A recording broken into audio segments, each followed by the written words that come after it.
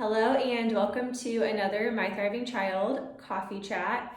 My name is Maggie and I'm a pediatric occupational therapist, and in these coffee chats I break down an activity, tip, trick that will help your child thrive developmentally. And I've got my little sidekick Millie here. We'll see how long she stays sitting here. So today, already so today we're going to be going over a nature sensory walk and how you can help your child tap into their senses within this walk, why it's important, and we'll just kind of break down each sense, and then I'll give an example of how you can help your child hone in on that specific sense when you're out in nature on a walk. So it's important for your child to work on exploring the sensory system and being able to hone into each sense, because that's how they perceive the world. That's their input from the world, and then they make sense of that, and then they have their perception of the world. So it's really important for them to be able to know how to focus each sense to get information about their surroundings, but also to know maybe what sensations bother them or that they like, and so that they can kind of structure their environment in a way that they can be most productive or feel their best. So sensory information is very powerful, and we want them to have adequate sensory information, especially when they're growing and developing and again forming this perception of the world. So that's super important. So the first sense we'll talk about is the visual sense. So this is obviously information you take in through your eyes and the visual system, and then your brain takes that information and interprets it and makes meaning out of it. So in the context of being outside on a nature walk, they'll notice the color of things, maybe the orientation of things, whether they're moving, the shape, that sort of thing. So when you're out on a nature walk, you can ask things like what color, you can go from like what color is the sky to what shape is this rock, is this plant facing towards you or away from you, towards the dirt, towards the sun. So there's lots of ways to kind of talk about that and help them really focus in on that visual sense and the information that they're taking in through their eyes. So that one's really important. And so those are some examples of ways that you can help kind of prompt that. The next sense is auditory. So this is obviously what they're hearing. So what stimuli they're taking in through their ears and making sense of through that sense. So in nature, there's a lot of examples of that, but ways to cue that, is that sound loud? Is it soft? Does it feel like that sound is from something that's close to us or far away from us? So kind of again cluing into that sense and really focusing on what they're hearing in their environment. So this can be birds chirping, the water rushing, leaves crunching on the ground beneath them. So again, just when they can tune everything else out and just use their ears, what information are they taking in? I've got all my notes here so I don't forget anything. The next sense is taste. So obviously you have to be a little bit careful with this one when you're outside just on a nature walk, but a way that you can work on it, you can talk about, so if you go berry picking, you could talk about, is it sweet, is it sour, is it salty? If you have a garden, you can talk about the vegetables in your garden.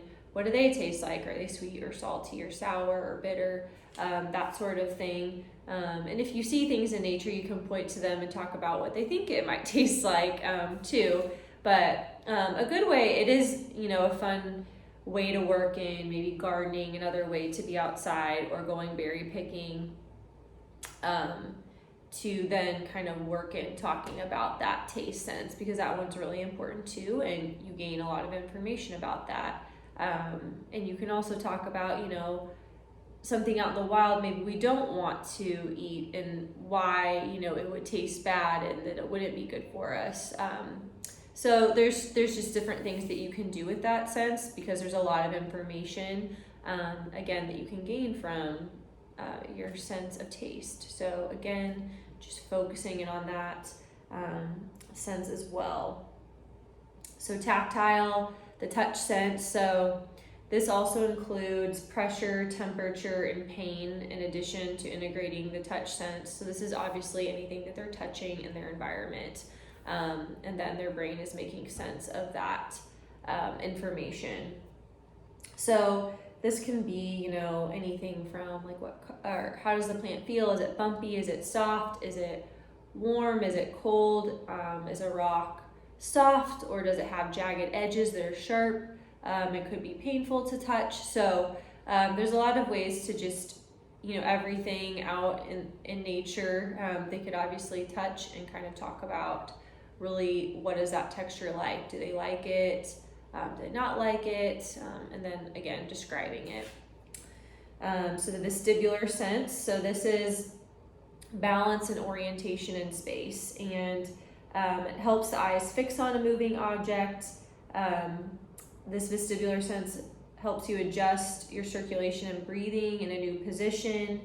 It allows for quick reactions for balance, and affects the movements of the head, eyes, and the posture. So it has a lot of things going on. But a good one I like to think about with this is if they're balancing on a log and they're looking straight ahead, maybe they see like a bunny jumping or a bird flying above head. So they're trying to balance, they're trying to look up, they're trying to fixate on moving objects with their eyes. So there's a lot going on with that. So just naturally in nature, there's lots of opportunities to really hone in on this vestibular sense. And yeah, if they're balancing in muddy terrain, or maybe it's snowy, I guess not at this time of year, but or they're balancing on rocks and they're looking ahead, and so they're using that sense. Okay, olfactory. So senses they're taking in through their nose. You can talk about, what does a flower smell like versus a pine cone? What do you think grass smells like, dirt smells like, and kind of just talking about that discrimination between the different smells. And again, do they like that smell? Do they not? What does it remind them of? That sort of thing. So honing in on that sense. Trying to get through all of these in time. Proprioception sense, that's the sense of the muscle and joint position in space.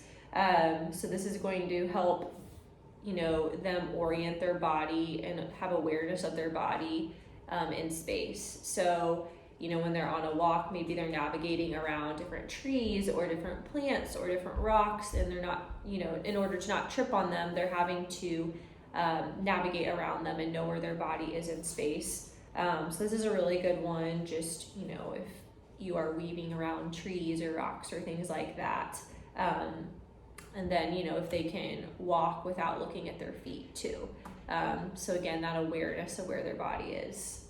The last sense is interoception. So that's those internal sensors in the body. So that's guides regulation, heart rate, elimination, respiration, like hunger, thirst, those sorts of things.